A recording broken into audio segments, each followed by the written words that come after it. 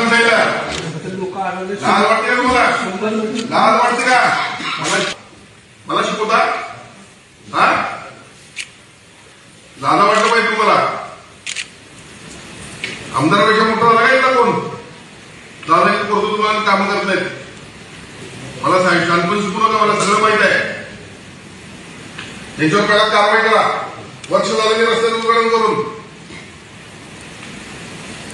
लोकांची कंपनी मोडली तिथं कळलं काय? त्यांच्यावर कारवाई काय कारवाई करायला कॉन्ट्रॅक्टर पहिला त्याला काय सोपं वाटतंय का? हा इथनं पुढे जर व्यवस्थित काम झालं नाही आणि कुणालाही घाबरायचं नाही.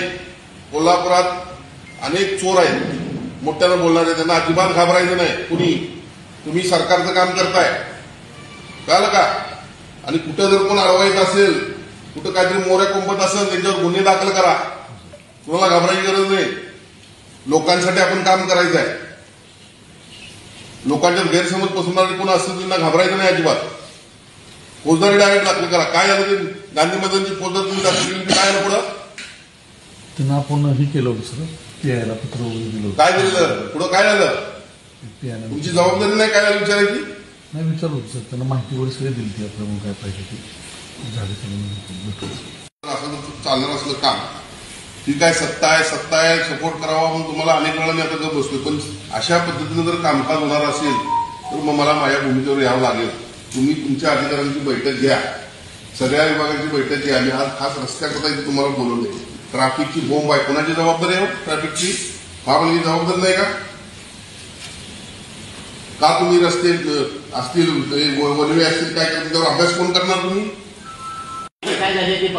इथनं पुढं साहेब सगळ्यांना तुम्ही मीटिंग घ्या. सगळे मंत्री बंद झाल्या पाहिजे महापालिकेच्या. आणि कुठल्याही परिस्थितीमध्ये इथनं पुढे लोकांनी कामच केलं पाहिजे. आणि दुसरं महत्वाचं म्हणजे मला असं वाटतंय की यामध्ये अनेक आपल्या डिपार्टमेंटमध्ये 100% तुमची काय तुम्ही म्हणणार नाही 20-30% हो पण पार्ट आहे की आपल्याकडे कर्मचारी कमी आहे. तुम्ही काय घेत नाही हो कॉन्ट्रॅक्ट बेसवर?